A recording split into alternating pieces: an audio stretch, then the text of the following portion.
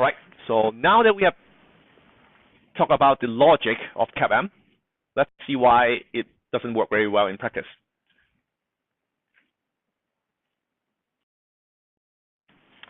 Okay, so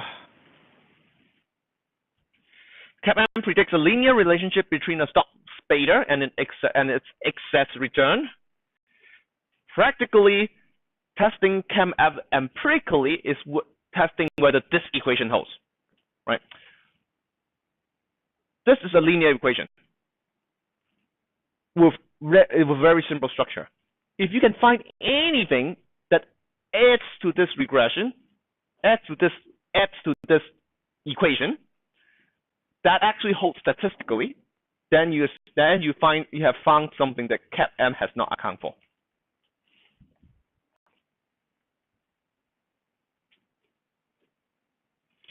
The focus is usually on whether there is abnormal excess return, alpha.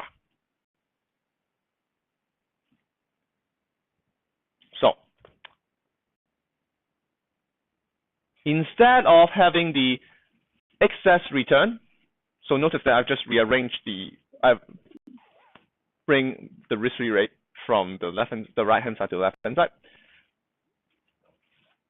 Instead of the excess return of this stock, depending just on the excess return of the market, what we have is the excess return of this stock depends on the excess return of the market plus some additional component. Does this component exist? If this component does not exist, the return of all stocks should line up on a straight line according to beta, right? This is because one is just a multiple of another, so it's a straight line.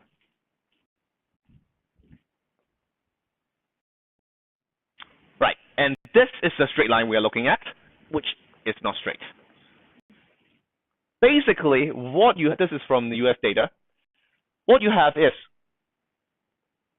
it works all right for stocks with relatively low beta.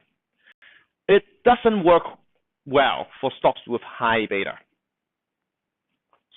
So stocks that have very high correlation with market somehow earns additional return.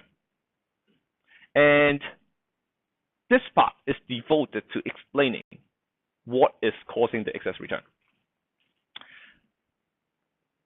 Now, first put aside this academic interest in what's causing the higher return. From an investment perspective, this could be a viable investment strategy, right? What this tells you is, if you want to earn a relatively high return, buy stocks with high beta.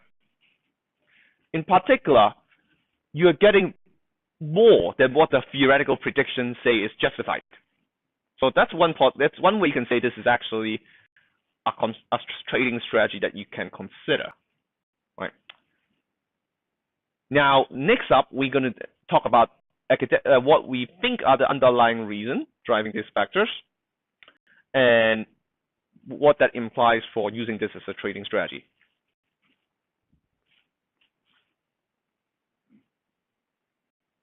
So I already explained each dot represents a group of stocks of similar characteristics. So stocks with small. So the first thing that we'll talk about is what stocks have high beta. And the answer is small stocks have high beta. Small stocks with small capitalization. So let's just say small companies. Right? Small companies have high beta.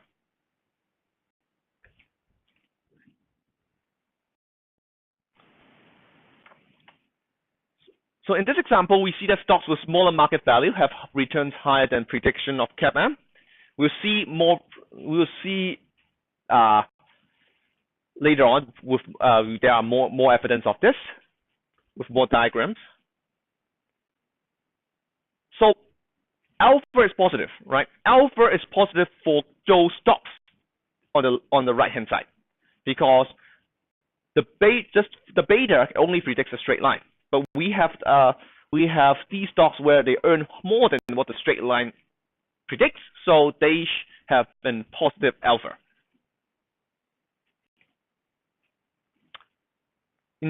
So in general, so what we want is look if positive alpha is associated with stocks of a particular characteristics. Now there's that's where the term seeking alpha comes from.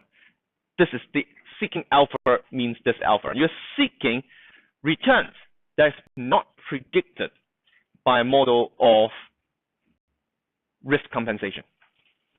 The CAPM says you're compensated by the risk you're exposed to from the market. So when you seek alpha, you're seeking return that is over what the risks involved justify, which is good, right? You're getting return, but you're not taking on additional costs. Right. So this is the first graph we're going to look at. Chen, Hamal, and Lekonskov, 1991, fundamentals and stock returns in Japan, Journal of Finance. So this is using Japanese data.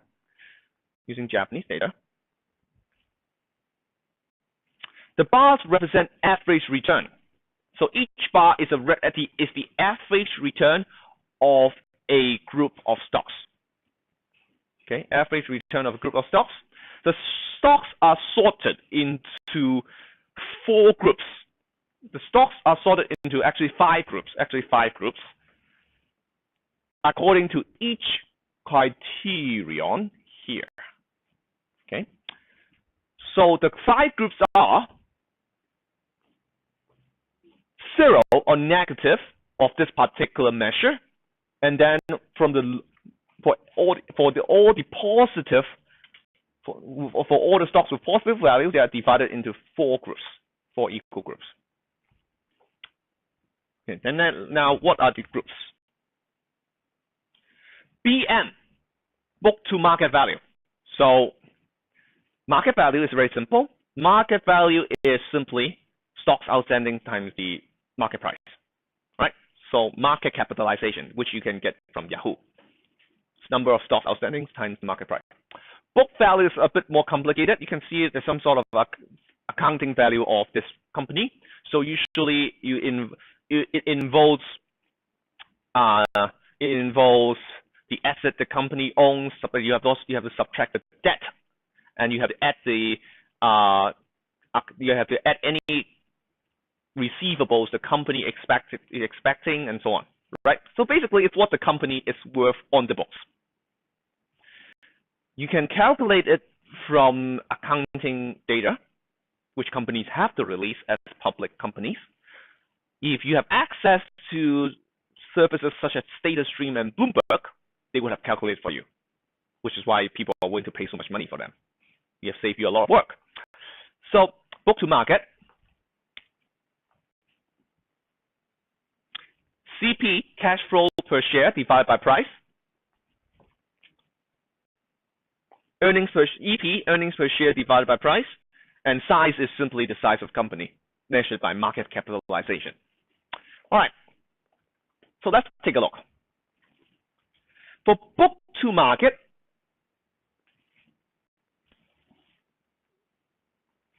generally, for the higher the book value over the market value, the higher the return is. The exception is companies with negative book value. Okay, so cash flow similar. The higher is the cash flow of the company relative to the price,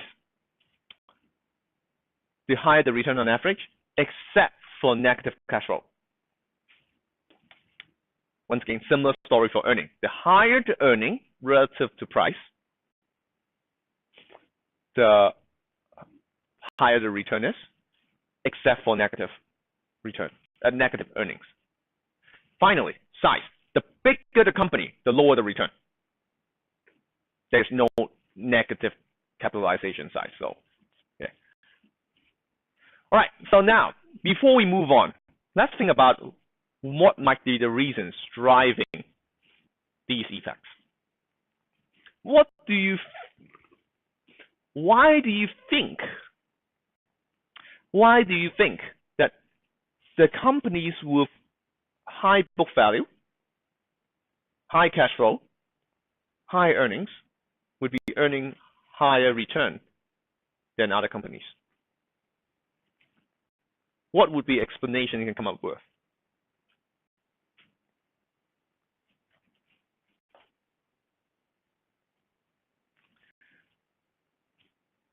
There are two views to this. There are two views, right? The first view, perhaps the more intuitive view, is these companies are relatively cheap, right? So you have a high value on the books, but the market value is relatively low. So it's kind of like the company's on discount, right? So it's cheap to buy, and so you earn. So it's when you buy things on discount, you expect you're getting a deal. Similarly, this company is generating a lot of cash flow, but it's not that expensive, so it's on a discount. And similarly for earning, right? If this company is earning a lot of money, but its price is not very high, so it's on a discount. So that's one way you can look at it, right? These companies are relatively cheap. They're relatively cheap when considering their fundamentals. So they are bargains. That's one way of looking at it. But another way of looking at it is to realize that, well, that wouldn't explain the highest return you observe for companies with negative cash flow, negative earnings, and negative book value, which means the company worth nothing on the books. Do you have that kind of companies? Yes. For example, think about Yahoo. If you take away the 10%, I think it's a 10% stake in Alibaba. So Yahoo has a stake, Yahoo has a substantial stake in Alibaba. Which is the company behind Taobao. If you take away Yahoo's stake in Alibaba, Yahoo's company value is actually negative. That is, the whole operation worth less than zero. So it does exist. It does exist. So note to think that you actually get the highest return when you buy companies that is clearly problematic, right? You're generating negative cash flow or negative earnings, right? So considering that you get the highest return from the companies that are clearly problematic, another way of interpreting this result is these are actually returns for risk. These are actually returns compensating for risk. So these companies are clearly risky. A company that's not earning money, a company that's not generating cash flow, and a company that's not worth anything on books. So these are clearly risky companies. But it's possible you can interpret these as proxies for risk. Here comes the explanation why this might be risky. The argument is the market is efficient. The market is efficient. If the market is efficient, why would a market assign such a low value when a company is quite valuable on the books? Or why would a market assign a low price when a company is generating cash or generating high earnings, right? If the market is efficient, the only reason why the price is relatively low when these fundamentals are relatively high is that they are risky in some aspect. Now, so this is an efficient market argument. You're trusting the market to price assets correctly for this argument to work. The market is efficient. So if they are assigning a low price, there must be some risk involved. So this is the second argument. They are risky.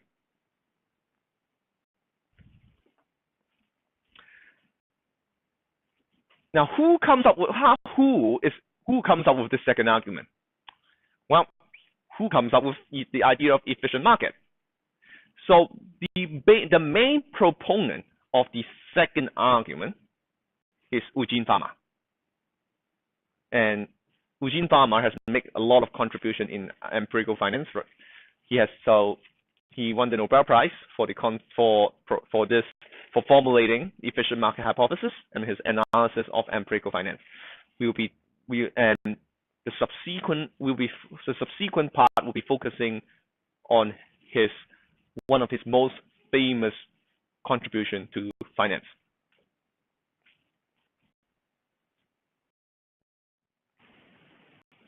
Right. So just to summarize, low market value stocks, small caps, high book to market stocks, this is called value stocks, and high earning yield stocks and high cash flow yield stocks are outperforming CAPM's prediction engine. Once again, we'll see more evidence of that. So how do you test for alpha? Finance paper in this area typically have one of the following objectives in mind. One, argue that there are risk factors not captured by CAPM, as I just mentioned. This is mainly Eugene Fama's agenda in his paper. So investors are simply demanding higher return from riskier investment. For the same dollar amount generated from a company, how do you get a higher return? You get a higher return by having a lower price. So that's the argument. For the same return, investors demand so the same dollar return, investors demand a higher percentage return. So that means the price has to be lower. This is one perspective. Another perspective is that I argue that these are profitable trading strategies that investors can exploit. This is the argument that these are stocks on discount. The market are undervaluing these companies, which means if you buy these stocks, you are going to make a profit.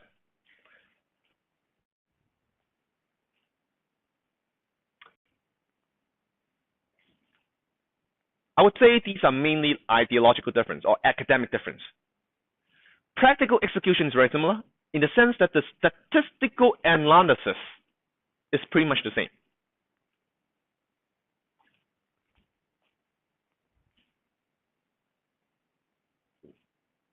So testing the existence of abnormal return involves three parts.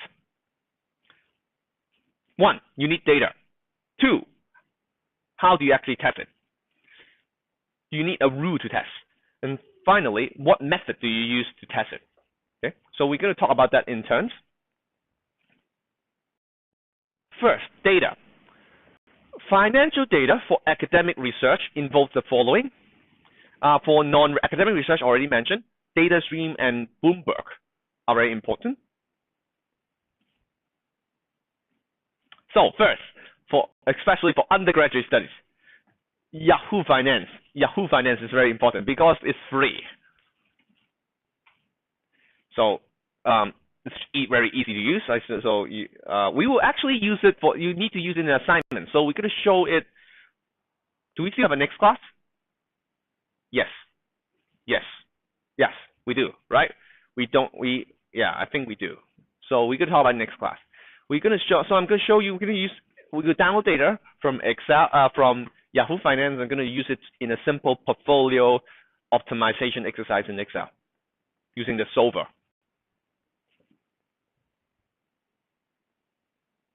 It's easy to use, but you have to download stock data for each stock separately, unless you write a program to download it, which is not too difficult because they are all just files on Yahoo server, so you can download them all automatically with a program if you know how to write it.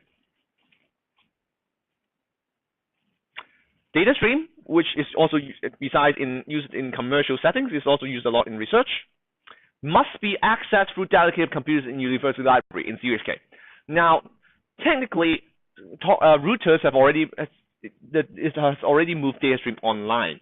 You can access it on a website, but the username and password only allows one concurrent usage per account. So CRSP has 3 accounts, and to prevent you can't just put it online because people will use it at the home. If you don't log out, no one else can use it. So for that reason, in the university, there are only basically 3 computers that you can use DataStream. One is in the university library in Central Campus. One is somewhere in the finance department. One is in our department, economics, in the economics undergraduate computer lab. I think it's in there. There's one computer that you can use to access DataStream.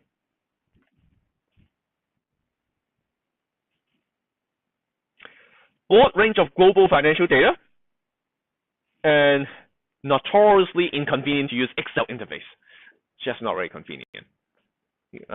If we have a chance, we can show you. It's something that you have to go to a workshop to learn how to use. Well, partly because it has a lot of data. So you need to know the code for a particular data type to access it. There is a web interface, but once again, it's not like it's super intuitive to use. So you would need some familiarity with this interface to use it. Mainly, in academic research setting, it's used for global financial data because as you see, the next data source we talk about is much better for the U.S. data. But it only contains U.S. data. So for global financial data, it's usually come from DataStream. Right. So what is used for academic research?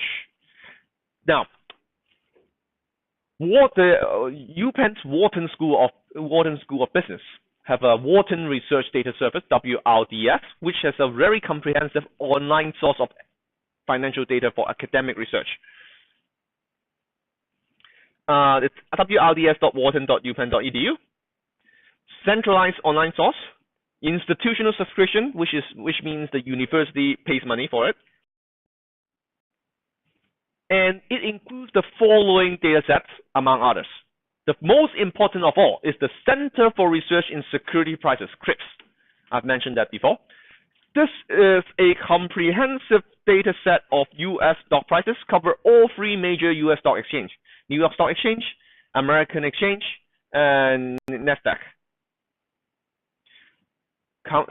Daily stock prices. It doesn't have sub-daily. It doesn't have intraday prices. So it has daily prices dating back to 1970s. And it includes high price of the day, low price of the day, closing price, volume, dividend, and split. So you have all these basic stock price data. Most important feature of all is survival bias free, which is no matter whether a company go bankrupt, delisted, or merged, it will still be in the data set, and you can trace them back all the way to the 1970s if they exist back then. This is very important, as I mentioned before, because if you just go to Yahoo Finance, you would only be able to download data that has survived, which means you're only able to find companies that are 1, particularly good because they survived, or 2, they are particularly new. That's why they're here. So that's why this is very important. Second, Standard & Poor's Compute Stack. Now, the CRSP dataset only contains stock price data, not accounting data. And Standard & Poor's Compute Stack have both. It has price data that basically no one uses, whereas everyone uses S&P's company information and fundamentals.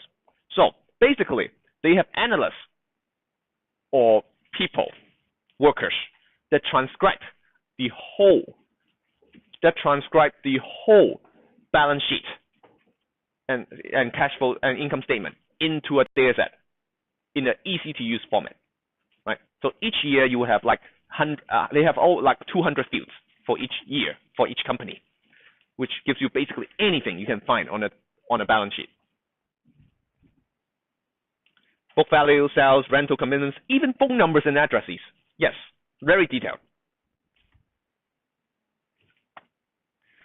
The CRSP Compute Stack merged the data set is the gold standard in finance research.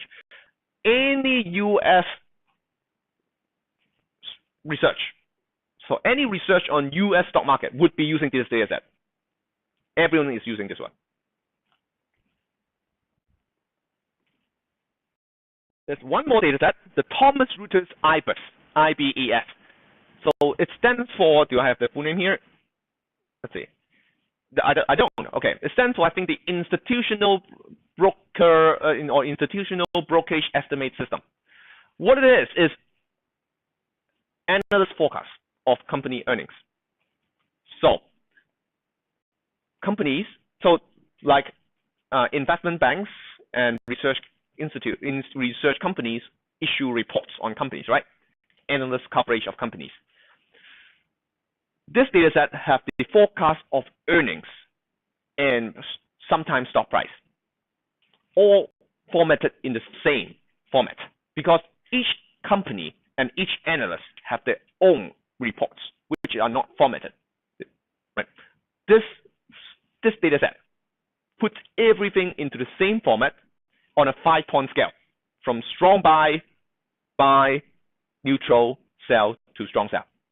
So it's very easy to use, and particularly it's easy to calculate in an analyst consensus because it's all on the same scale. We will have a class account for WRDS, so you can go on there and download data. We will actually use it later on. It's not working yet, so we'll go over it next week. We'll go over it next week in class.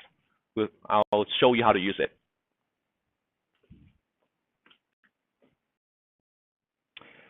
All right, so just briefly, method of testing before we end the class today. Basically, ORS. Because CAPM is already a linear regression, it naturally asks for a test with ORS, right? So CAPM itself is, you have the beta would be a slope, right? Beta just look like would be a slope over, you have some market excess return. Alpha would be an intercept plus some error term, and then you have an ORS regression. So basically, all the subsequent empirical finance results we talk about for this part would be ORS regression.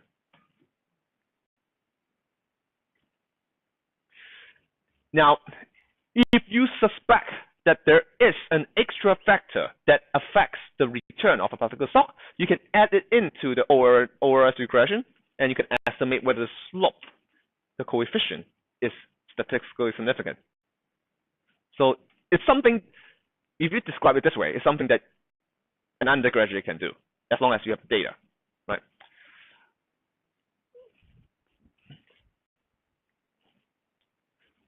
The potential, what usually you have to be careful about is the potential statistical issues. First, correlation over time, right? You have correlation over time. You have perhaps you have a correlation that is across industry that you're not accounted for. And you also have to consider that ORS is quite sensitive to outliers. So you have to solve those kind of issues. But by and large, it's all an ORS, which you know how to run.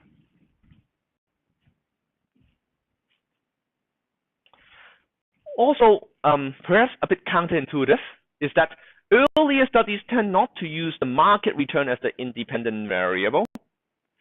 So if you look at this equation, you would naturally think alpha is the intercept, beta is the coefficient you estimate, the market excess return is the number you have as an independent variable. Actually, earlier studies typically do not do it this way. Rather, they calculate beta as an independent variable, because beta has a formula, right? It's the covariance of the stock and the market over the variance of the market, right? So you can actually do that. So it's actually valid to calculate beta first and use it as an independent variable, because the CAPM formula specifies everything. So you can do that. And what then, instead of testing whether beta, instead of just looking at alpha, to test whether beta actually, the beta pricing formula actually works, you're also looking at whether the market excess return is consistent across different stocks, if you estimate it this way. One more issue that I want to mention before we stop here today is that when you, if you want to estimate beta, when you want to calculate beta,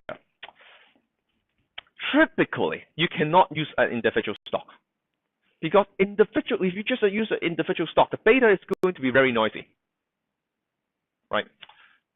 So typically, in a study like this, when you want to calculate beta, you have to form portfolios. That is, you have to group stocks together and then estimate beta from there.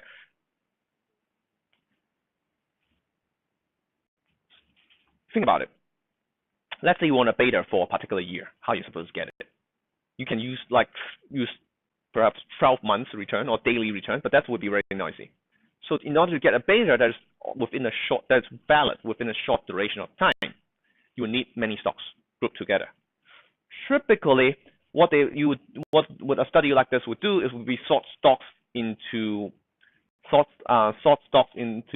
portfolios of similar characteristics, and then you estimate beta with these stocks together. That will give you a much better estimate, right? So we'll go into the details next week, and we'll also we'll actually show you how to use the data. You'll see that it's actually the Excel exercise. Actually, I think it's actually quite interesting because, surprisingly, have you actually ever used the Excel solver? No, right? So you're actually going to it's actually perhaps quite informative. Actually, what you can do, right? So we're going to stop here today.